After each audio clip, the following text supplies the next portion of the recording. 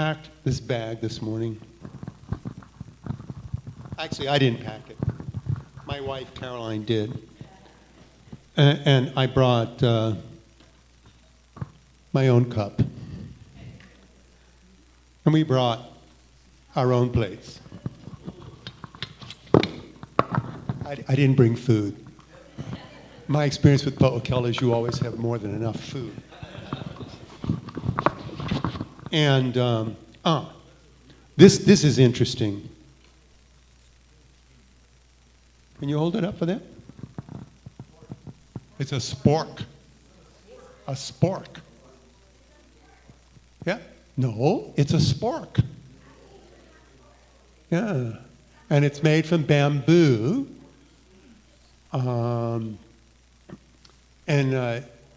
It was designed to increase people's awareness about the problem of single-use plastics. I did bring one other thing, well, two other things. Since we're not all skilled, would you hold this for me? Thank you. That's okay, I'll lean over, don't worry. And, these are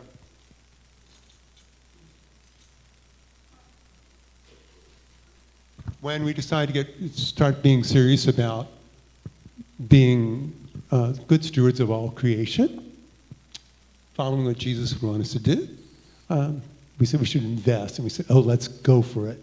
So Caroline has this lovely color, and mine you'll see later, sort of a rose gold.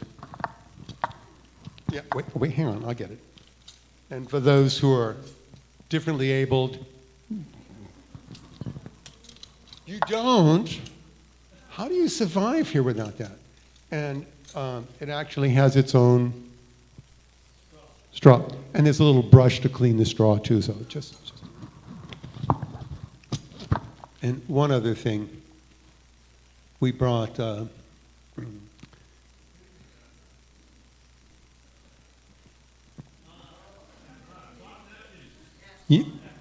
made from recycled material too, and easily washed.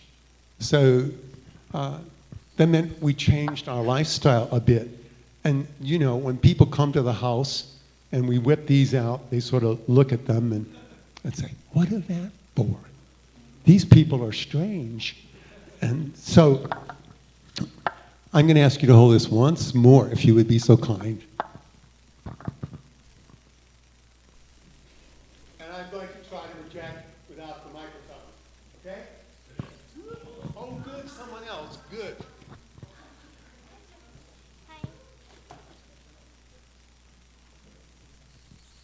I cleared this song with Pastor Kimberly. I didn't sing it for her, but I recited the lyrics. And so I'm going to teach you the refrain. And whatever age you are, you may sing it. And when we get going, there are some actions that are involved. This is a children's song that came from a Canadian Mennonite community. Mennonites have always been sort of a little strange. They believe in living simply. They believe that following Jesus means being committed to peace and not killing anyone. And so this comes from their community. And the refrain goes like this. When you learn to follow Jesus, you act a little strange, act a little strange, act a little strange. Can you try that much? When you learn to follow Jesus, act a little strange, act a little strange, act a little strange. Okay, the second part goes, when you learn to follow Jesus, you act a little strange, people stop and take a look. Second part, when you learn to follow Jesus, act a little strange, stop and take a look. People stop and take a look. Okay, good. You're going to have to put that down because this requires motion. Adulthood, right. Will you stand up? Tell me where you don't fall. Do you want to stand down here or up there? Oh, we're going to go up. Okay. Okay. So I invite you, back up, because we're going to be doing some silly things. What? No. Well, maybe. We'll see. You're invited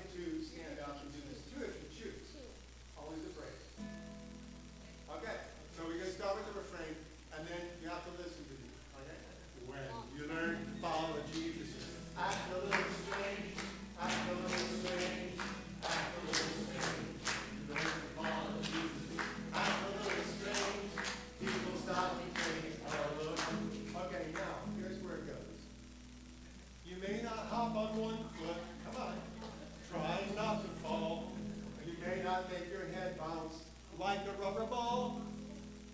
I don't know how to do that. You don't. Show him how Up to and do it. down? Oh, okay. Okay.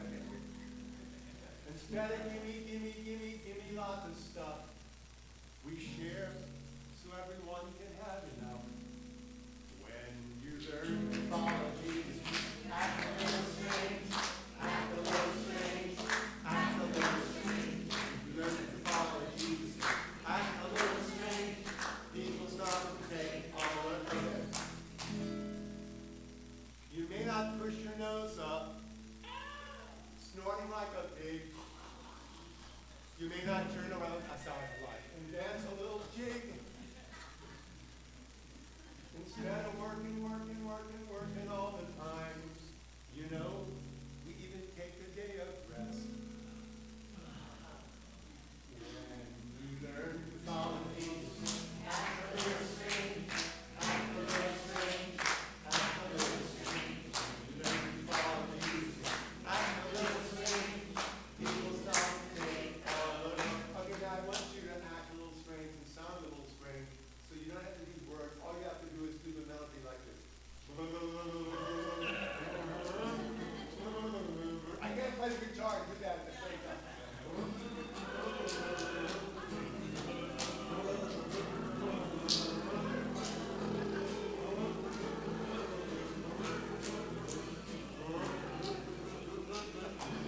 You're very good. When you learn to follow Jesus, act a little strange, act a little strange, act a little strange. You learn to follow Jesus, act a little strange. People stop and take all of it. Okay, last verse. You may not stick your tongue out and try to touch your nose with your tongue. Come on. Oh. You may not reach way up and balance on your toes. When somebody makes us really mad, can you make a mad face? Instead of getting even, we forgive. When you learn to follow Jesus, act a little strange, act a little strange, act a little strange. You learn to follow Jesus, act a little strange. People stop and take all of it. Thank you for being present.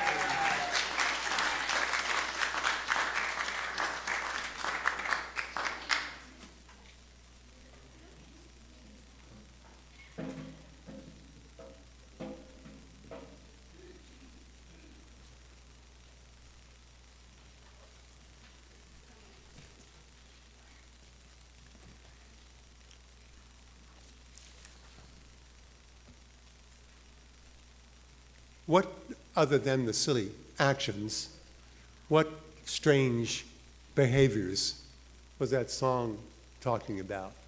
Those behaviors that make those who follow Jesus strange in today's world.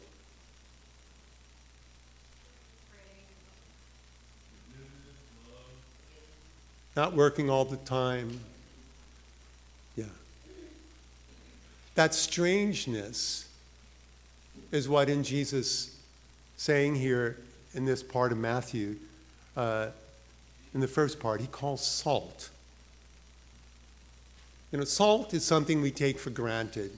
We know about Hawaiians using salt to preserve food and for healing, for a bit more than just to enhance the taste. Ron Allen writes that in ancient times it was rubbed on newborn children. It was used to seal covenants and sprinkled over sacrifices. And it was understood in some places as a metaphor for wisdom. Now, Eugene Peterson, who passed away last year, gives us a bit of a challenging interpretation in his translation called The Message. And I'd like to read this part to you. Let me tell you why you're here. You're here to be the salt seasoning that brings out the God flavors of this earth. If you lose your saltiness, how will people taste godliness. You've lost your usefulness and will end up in the garbage. Now, long ago when I was a pastor in Ohio, we were trying to put together a summer. Yeah, I was. I've lived around a bit. We were trying to put together a summer work camp, and so I took several young people from the church I serve to meet with some other churches in our county. And when we walk in, one of the teens from another church said to one of the boys that came with me, "I didn't know you went to church." And then, other than embarrassing Gary, it prompted me to wonder, why didn't he know? I mean, not salty enough? You know, I know, God forbid, when you're a teenager, you should be different from anyone else. I remember. But those words, you know, if you lose your saltiness, how will people taste godliness? I mean, you've lost your usefulness and will end up in the garbage. I mean, there's judgment there, folks. I don't like that, but it's there. And out of the mouth of gentle Jesus, meek and mild. When our behavior is no different from those around us, we've lost our saltiness. Now, I know we worry about being in the minority, and we are. Can't kid ourselves anymore. If we're so different, will others want to join us? I mean, clearly Jesus is telling us that we're little of use if we don't flavor society with our saltiness. And the salt seasoning it brings out, and this is the part that just blows me away, the God flavors of this earth. I mean, we might like to say that Jesus is calling us to add zest to the life of the whole world.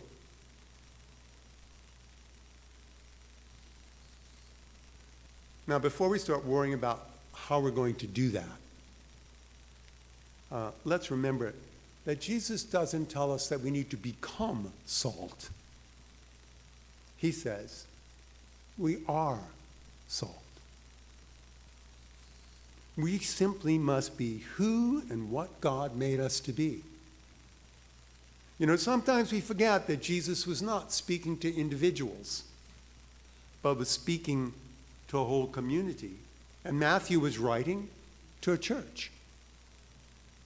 So the you is always plural, or as my lovely sister says, it's all y'all. Together, we are salt.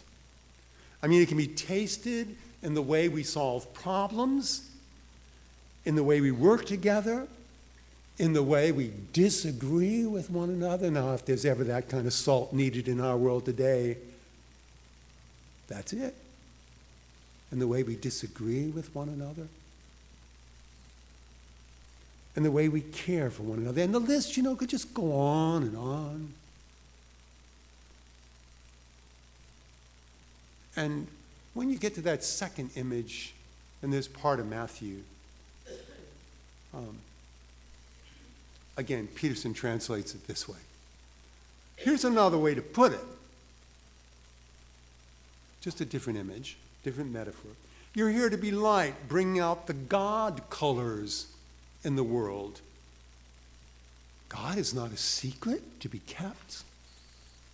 We're going public with this. As public as a city on a hill. If I make you light bearers, you don't think I'm going to hide you under a bucket, do you? I'm putting you on a light stand. Now that I've put you there on the hilltop, on a light stand, shine. Keep open house. Be generous with your lives. By opening up to others, you'll prompt people to open up with God. This generous Father in heaven. . Now, I want to be clear. Jesus isn't calling us to shine light in the shadowy places where corruption prevails, although Christians have done that and need to do that. I believe the light that shines is a different way of being in the world. That's why we brought the bag this morning. We're a little strange. Yes, Christians are different, and it's only natural that the light that shines from their communities casts a different light on the world. And letting that light shine is not always met with grateful acceptance. The church, for all of its vision, is overpowered, outnumbered, and often overlooked, Thomas Long writes. The challenge is indeed formidable for a small group trying with mixed results to live out an alternative life. Set down in the midst of a teeming, fast-changing culture that neither appreciates nor understands them. And the hardest part is not being a Christian for a day or being Christians for a day, but being faithful day after day, maintaining confidence in what for all the world appears to be a losing cause. This is not simply about keeping the institution of the church alive. Long continues this way. Jesus is saying that what the people of God do in the world really counts. In 1994, I know it seems like forever, but 1994, former heavyweight boxing champion Riddick Bowe funded a gun buyback program. He offered $100 for every handgun turned into the Washington, D.C. police. No questions asked. When artist Esther Augsburger's son, Michael, heard about the program, he had an idea. Now, as soon as I hear Augsburger, I think Mennonites. I was in Pennsylvania for a while, too. They're Mennonites. Peace Church, okay? Why not turn those guns into a modern, larger-than-life manifestation of Isaiah 2:4? You know, they shall beat their swords in the plowshares and their spears in the pruning hooks. Nation shall not lift up sword against nation, neither shall they learn war anymore. Well, Esther turned 3,000 of disabled firearms into a 19-foot, 4-ton statue entitled Guns into Plowshares. And her intent was to call attention to the danger that weapons pose for peace officers and for public safety. This is in '94, before Sandy Hook, before gun violence and mass killings almost every other week. For 11 years, that sculpture had a home across from the district police headquarters at 4th and D Streets Northwest. Well, today, actually, it no longer adorns that square. In 2008, the court complex at Judiciary Square was renovated, and the sculpture got the boot. It lies hidden on its side in a fenced-in compound not far, and I think how totally appropriate, from the Blue Plains sewage treatment plant. Its return has been blocked by legal maneuvers and city planners. It seems that the statue, encrusted with thousands of guns, was not pretty, not subtle, and not politically correct.